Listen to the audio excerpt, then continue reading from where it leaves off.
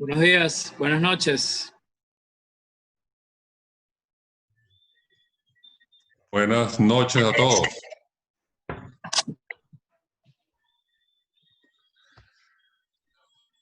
Buenas noches a todos. Ya tenemos la hora ya estamos sobre el tiempo. Así que ya no podemos, no sería correcto continuar. Bueno, digamos que ya los 5 minutos de espera ya los cumplimos. Así que bueno, sobre la marcha vamos a comenzar con el seminario de hoy, que es una vez extirpado el tumor, de acuerdo con las propuestas del doctor Conde del jueves pasado, ¿qué vamos a hacer con ese defecto que va a quedar allí? Porque evidentemente nosotros al extirpar el tumor que comprometía el hueso, de alguna manera vamos a comprometer la integridad de ese hueso. Entonces, bueno, la segunda parte de la operación. Y aprovechamos para hacer énfasis que lo más importante en la cirugía ortopédica oncológica o oncológica de cualquier tipo es la extirpación del tumor con márgenes sanos o los márgenes más amplios o lo más alejado del tumor posible. Y que este tema de la reconstrucción es completamente secundario y es importante concebir la cirugía dentro de esa visión, pues que la cirugía tiene dos partes, una parte de extirpación y otra parte de reconstrucción. Bueno, ya extirpamos el tumor la semana pasada, vamos a reconstruirlo, a ver qué nos propone el doctor Carlos Piper, residente del Hospital Oncológico Padre Machado. Adelante, Carlos.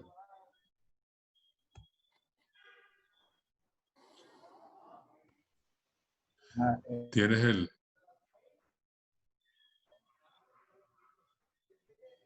Si puedes compartir pantalla.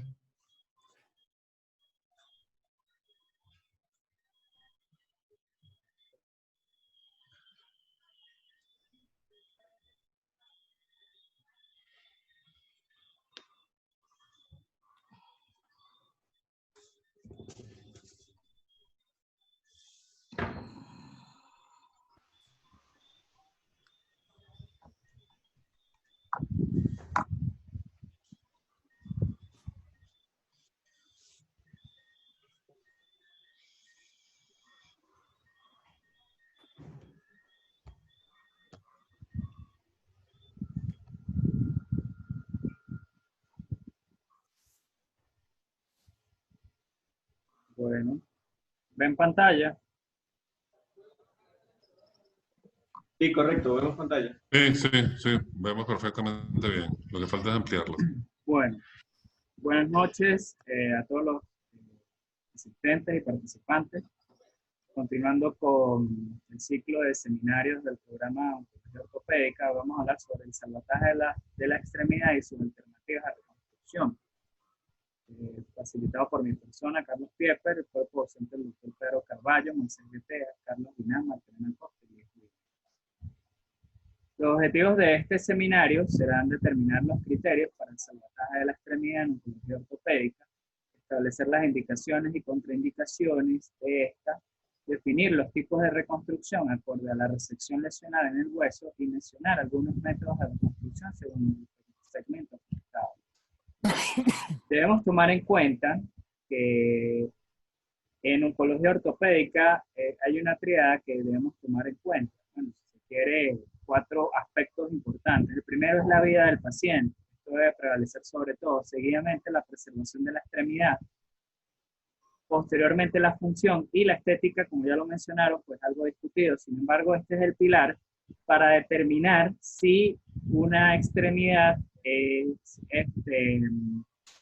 es necesaria hacer el salvataje. Traigo a colación la fotografía de Terry Fox, quien fue un deportista que en su juventud pues, presentó un osteosarcoma y le realizaron una amputación. Posteriormente recaudó fondos y hizo varias maratones para concientizar sobre esta enfermedad. ¿Y por qué traigo esta colación si es una amputación? Básicamente porque es preferible para la vida del paciente de ser necesario realizar una amputación que realizar una cirugía preservadora si no contamos con los criterios necesarios que mencionaré adelante. Por eso es importante tener esto en cuenta, como lo mencionaban en algunos webinars de la SLATME y de otras sociedades. No se pueden hacer cirugías de fantasía reconstructiva si se compromete la vida del paciente. Es muy importante tenerlo en cuenta. A lo largo de la historia, pues en la oncología ortopédica, la cirugía más utilizada siempre fue la amputación. Era la opción que se le daba a los pacientes. Sin embargo, los avances, tanto en quimioterapia como radioterapia, las actualizaciones y los avances en los estudios de imagen, los avances en bioingeniería y las nuevas innovaciones en técnicas quirúrgicas, nos llevaron a plantear la cirugía reconstructiva como una de las opciones de tratamiento para los pacientes, ya que pues, muchas veces la amputación son cirugías muy deformantes y el paciente no se sentía satisfecho con esto. Por lo tanto, se planteó la cirugía reconstructiva. Pero, ¿qué necesitamos para tomar esta decisión y esta conducta? Primero, pues cuando el paciente llega a consulta, vamos a hacer una evaluación del paciente, tanto clínica como mental. Se deben realizar los estudios de imágenes, se debe realizar la biopsia, una biopsia adecuada, hecha por un oncólogo ortopedista. Y posteriormente, al tener el resultado de esta biopsia, debemos hacer un estadiamiento para saber qué tanto cáncer hay en el cuerpo del paciente. Sumado a esto, se va a hacer la evaluación de las posibilidades del salvataje. Esto a través de estudios de extensión, radiológicos, tomográficos, resonancia magnética y angioTAC. Y ya decidiendo una vez cuál es la conducta que va a favorecer al paciente, la conducta de control local, quirúrgica en este caso, vamos a darle una orientación general sobre por qué debemos hacer esto, ya sea una amputación o un salvataje, para que el paciente esté claro de que obviamente prevalece su vida, su extremidad y posteriormente su función. Se debe dar un apoyo psicológico tanto al paciente como a los familiares, y también se sugiere que el paciente comparta experiencias con otros pacientes, tanto amputados como reconstruidos, para que tenga una visión general de a lo que todo el equipo y el mismo paciente se están enfrentando. ¿Cuáles son las indicaciones para esta cirugía de rescate? Primero, una condición sine qua non es tener la posibilidad de extirpar un tumor con márgenes adecuados. Si esto no es posible y es un paciente con un sarcoma con un sarcoma maligno, es preferible plantear una conducta radical para proteger la vida del paciente. Asimismo, que esta extremidad a la cual sea sometida a una resección resulte con una función satisfactoria. Por eso hay que tomar en cuenta el compromiso vasculonervioso que pueda tener esta lesión. También el mínimo dolor que pueda presentar el postoperatorio de este paciente, y que con esta cirugía se logre resistir actividades diarias. Traemos a colación que los márgenes adecuados son aquellos que traen una baja tasa de recurrencia local. Por eso, para este tipo de cirugía es importante tener un margen amplio de excisión de la lesión. Y en los pacientes con metástasis, pues básicamente es importante tomar en cuenta que se debe considerar el salvataje cuando la cirugía tenga una baja morbimortalidad, logre una rápida reincorporación a las actividades, se logre un adecuado manejo del dolor y darle una calidad de vida a estos pacientes, ya que muchos de ellos tienen pues, un pronóstico reservado y lo que buscamos es dar calidad de vida.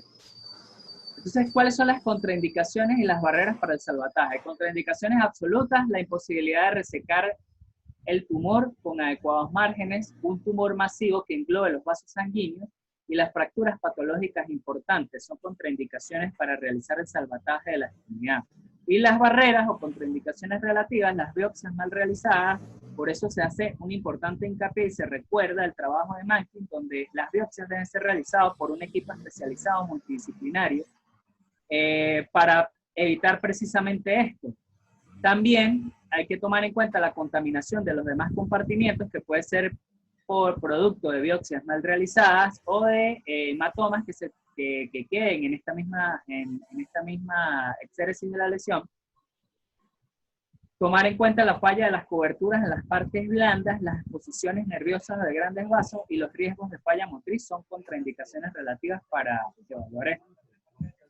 Aquí tenemos básicamente cómo pues, se realiza una biopsia inadecuada con un trayecto pues, difícil de abordar, un compromiso vascular a través de una angiografía y pues tomar en cuenta la adecuada resección de márgenes lesionales para tomar en cuenta este tipo de lesión.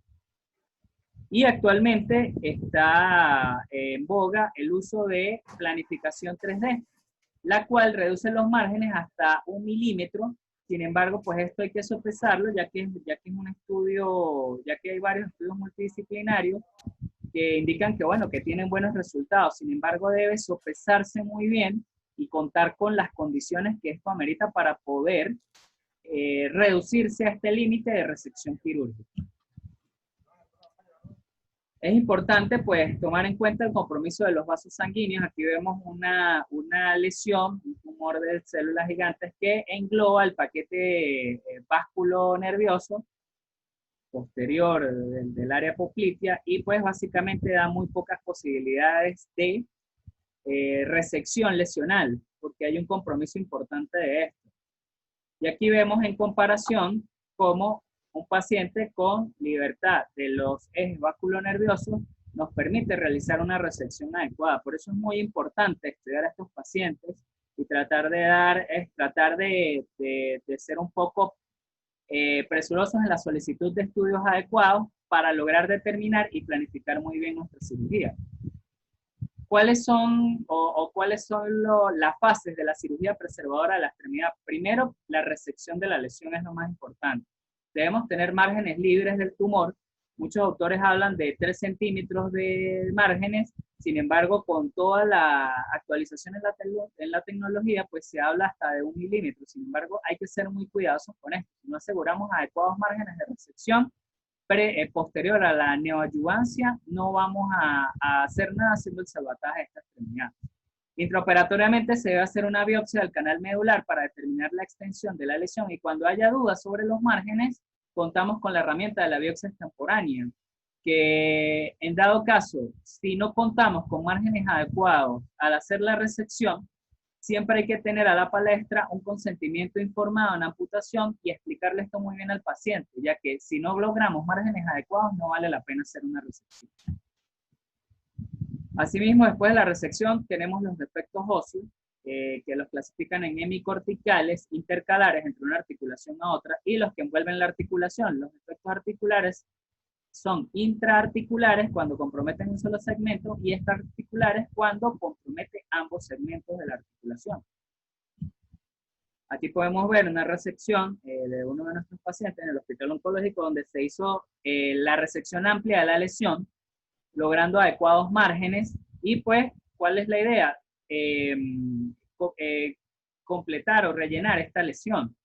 También esto es un defecto articular, intraarticular. Y en la imagen de la derecha tenemos un defecto intercalar, por lo general en los segmentos diaficiarios del hueso, donde pues debemos buscar alguna alternativa de reconstrucción de esto. Entonces, posterior al defecto, debemos decidir cuál es la alternativa de reconstrucción más adecuada. Tenemos las biológicas, las protésicas y otros tipos de alternativas. Dentro de las biológicas están los autoinjertos, los aloinjertos y la osteogénesis por distracción. Esto tiene una indicación, si se quiere, muy expedita y muy seleccionada, ya que se prefiere para tumores que sean agresivos o benignos, más que para tumores malignos. Las protésicas, tenemos las alternativas a la medida, prótesis a la medida, prótesis modular y las aloprótesis, y dentro de otras opciones las artrodesis. Entonces, dentro de las alternativas biológicas tenemos los autoinjertos, que puede ser injerto estructurado, o los injertos no estructurados, como la cresta ilíaca, que se usa de preferencia pues, en defectos que sean amplios e intercalares. Tenemos el injerto estructurado vascularizado o no vascularizado, que tiene gran utilidad, sobre todo en sarcomas en pacientes pediátricos. Y actualmente se tiene el hueso tumoral esterilizado bajo nitrógeno líquido, que es una adecuada opción de tratamiento. Aquí podemos evidenciar una resección de una lesión tumoral a nivel distal del radio, donde se utilizó un injerto estructurado de peroné y una fijación con placa. Y en uno de nuestros casos del hospital oncológico, donde se hizo la resección del tumor de células gigantes distal de radio, se utilizó peroné proximal estructurado, no vascularizado, para lograr rellenar esta lesión, por así decirlo. Como lo mencioné previamente, actualmente muchos estudios van en boga del uso de nitrógeno líquido. Esto es un colgajo pediculado de un osteosarcoma proximal de fémur. Esto es del Hospital Central Uruguayo, donde actualmente van en una investigación con este tipo de colgajos pediculados que les ha arrojado buenos resultados. También dentro de las alternativas biológicas tenemos los haloinjertos, que pueden ser intercalares o osteoarticulares. Aquí podemos evidenciar pues, un defecto completo distal del fémur y su haloinjerto total, el cual pues debe pasar por un previo proceso de esterilización y de esterilización para lograr evitar las complicaciones biológicas de esto. Y aquí podemos ver la reconstrucción de un defecto intercalar epífiso-diaficiario, donde se utilizó el injerto y se usa la fijación con placa. Y actualmente pues tenemos las protésicas también. Tenemos tres tipos: la prótesis a la medida, la prótesis modular y las expandibles. Actualmente se usan son las prótesis modulares y las expandibles, ya que las prótesis a la medida tienen una tardanza tienen demasiada tardanza. Aquí tenemos una de las primeras que se utilizó por Austin Moores, una prótesis proximal de fémur. Sin embargo, pues siempre tenía sus tasas de complicaciones. Ya posteriormente, en 1975, se logró realizar el diseño de la prótesis modular, lo cual traía varias ventajas para el paciente. Sin embargo, hoy en día, pues tenemos diferentes tipos de prótesis para diferentes tipos de lesiones. Tenemos las que usan haloinjertos, las que pueden usar el mismo hueso bajo uso de nitrógeno. Tenemos las haloprótesis, que reemplazan totalmente el hueso afectado. Y tenemos para diversos segmentos, tanto proximal como extremidades superiores, extremidades inferiores y segmento distal. Y actualmente están las prótesis expandibles, que se usan en pacientes pediátricos para corregir los defectos en el crecimiento. Aquí podemos evidenciar una haloprótesis con todos sus componentes: proximal, distal y todo el complejo para la inserción tendinosa para lograr una adecuada movilidad de la extremidad de este paciente. También vemos pues cómo los diferentes tipos se acoplan para lograr una adecuada movilidad de la extremidad. También los segmentos humerales, que son muy comunes los sarcomas, sobre todo de húmero proximal. Tenemos los diseños protésicos propios de esto y la fijación de los del diverso mecanismo tendinoso. Y asimismo las resecciones o las lesiones extraarticulares también tienen diferentes componentes protésicos para sustituir tanto la escápula como el húmero proximal. Las prótesis expandibles pues tienen su criterio de utilidad, sobre todo en pacientes pediátricos. Debe realizarse una adecuada planificación y lo que permiten es lograr un crecimiento progresivo de la extremidad para prevenir los acortamientos frente a la extremidad sana.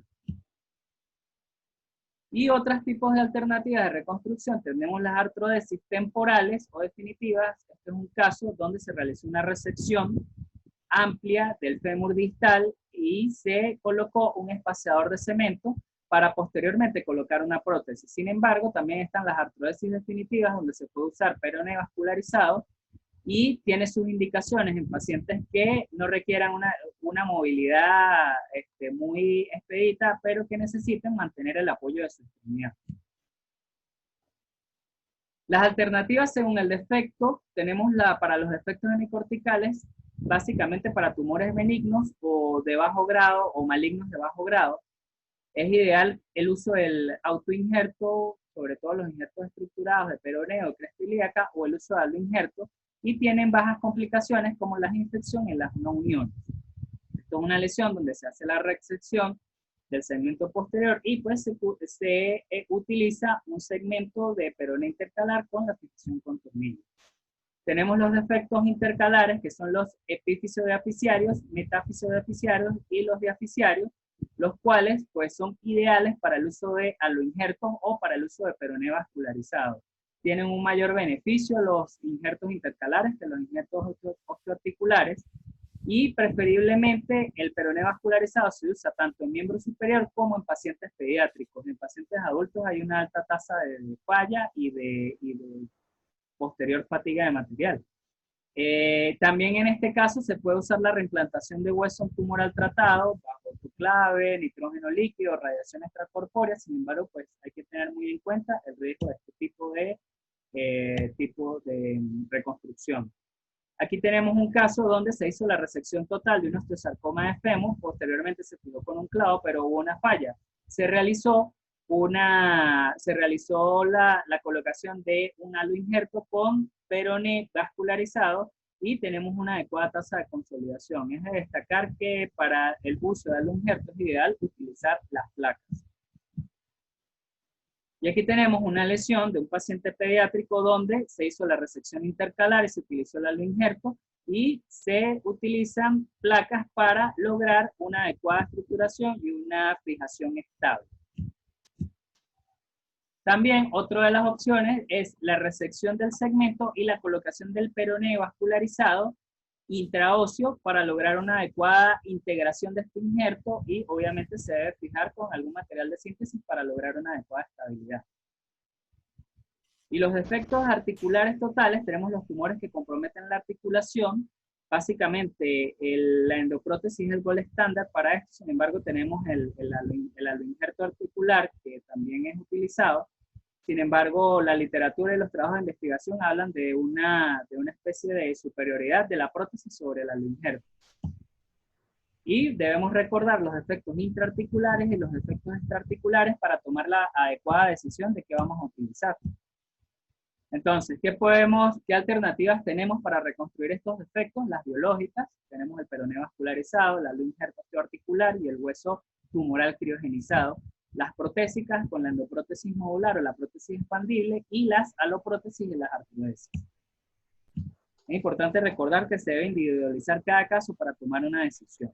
Este es un trabajo publicado en la revista chilena de ortopedia donde se realizó una resección de un osteosarcoma proximal de húmero y se colocó el injerto de peroné vascularizado con una buena tasa de consolidación. Hay que tomar en cuenta que para hacer estas cirugías, si se puede preservar el componente nervioso, sobre todo en este caso el nervio axilar, pues es de sopesar si tenemos buenos márgenes quirúrgicos.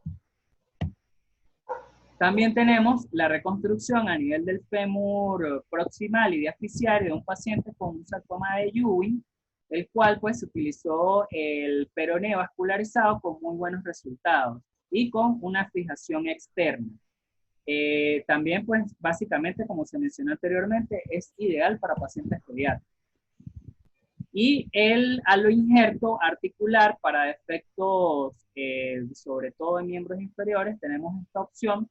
Sin embargo, una de las desventajas pues que necesita material de síntesis y actualmente muchos aloinjertos vienen con ligamentos incluidos para lograr una adecuada estabilidad en cualquiera de sus superficies articulares. Y el gol estándar, pues tenemos la endoprótesis modular, la que nos asegura una adecuada tasa de movimiento y una rehabilitación temprana del paciente con adecuados rangos de movilidad. Aquí tenemos la aloprótesis donde se reseca totalmente la lesión y se fijan las inserciones tendinosas tanto a nivel proximal como a nivel distal para lograr una adecuada movilidad de esta extremidad. Y por último también tenemos el uso del hueso criogenizado, el hueso tumoral criogenizado, el cual pues una de sus desventajas es que pierden propiedades de osteoconducción, lo cual lo hace un hueso más débil y es uno de los riesgos de falla en este tipo de reconstrucción.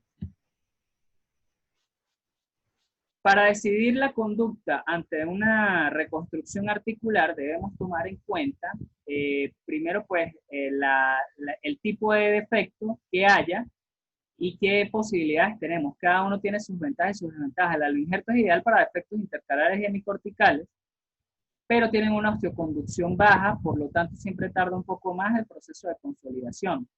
Tienen bajas tasas de infección y la necesidad de complementar con osteosíntesis. Las prótesis modulares, en su efecto, o expandibles, son ideales para efectos articulares y para afectación epifisiaria.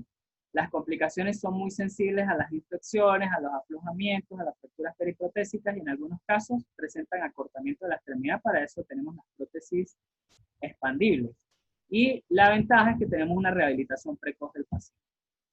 También debemos tomar en cuenta que la pelvis tiene cierto porcentaje de producción de sarcomas malignos, por lo cual están bien establecidas los tipos de mipelvectomías parciales con la posterior reconstrucción, tanto protésica como de tipo artrodesis, para lograr conservar la extremidad de este paciente. Para llevar a casa, bueno, tenemos que recordar que la evolución de la medicina, la oncología y la bioingeniería nos ha permitido dar una oportunidad al paciente oncológico en cuanto a la cirugía de preservación. Se debe recalcar que se tiene que hacer un adecuado estudio del paciente físico y mental y ofrecer una buena opción de tratamiento para preservar la vida, la extremidad y la funcionalidad de esta extremidad afectada. La decisión y la conducta ante un paciente con un sarcoma o con una metástasis debe ser establecido por un equipo especializado de cirujanos, ortopedistas, oncólogos, así como de todo su equipo, radiólogos, histopatólogos, para determinar una adecuada conducta del paciente. Y se debe individualizar cada paciente para decidir la mejor conducta. Muchas gracias.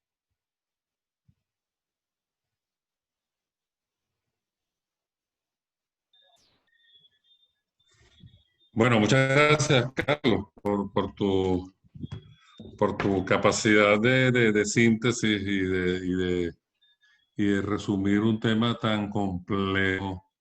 No veo preguntas en el chat. Lo cierto es que, por favor, las pueden colocar allí, o si alguien quiere hacer algún comentario en particular. Esto, como muy bien decía el doctor Piper al final, estas cosas no se pueden manejar de manera individual.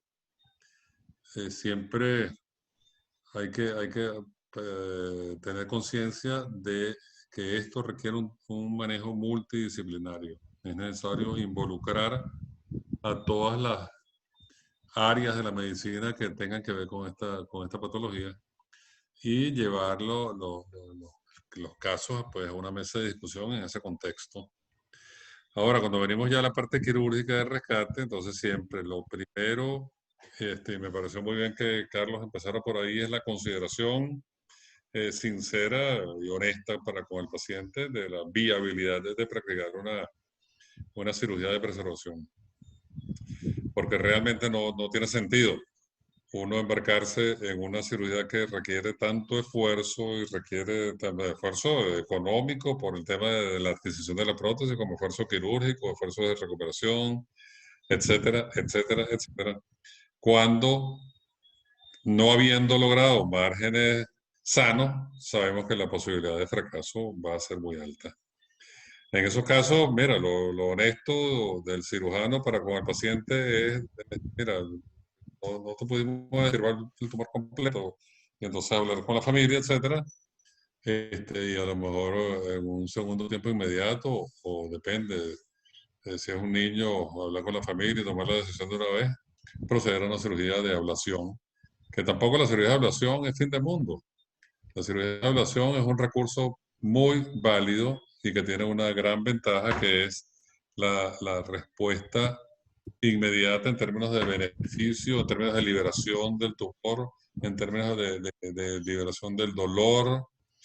Y yo considero que la cirugía ablativa es una gran cirugía y es una alternativa muy, muy válida. Muy mal que en el tiempo las amputaciones han sido calificadas como el fracaso del cirujano, o sea, así se les ha llamado.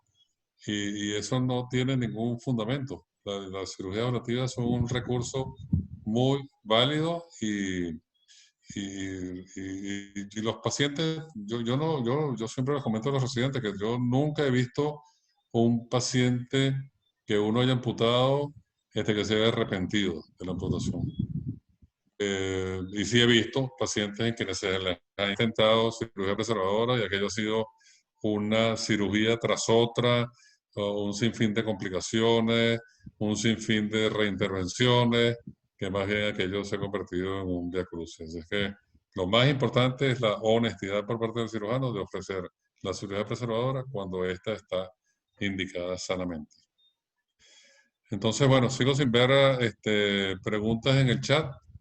Entonces, si no hay ningún comentario ni ninguna pregunta, bueno, les agradecemos su asistencia y será hasta el próximo jueves a las 7 cuando continuaremos con nuestro programa de seminarios. Muchas gracias por su asistencia. Muchas gracias.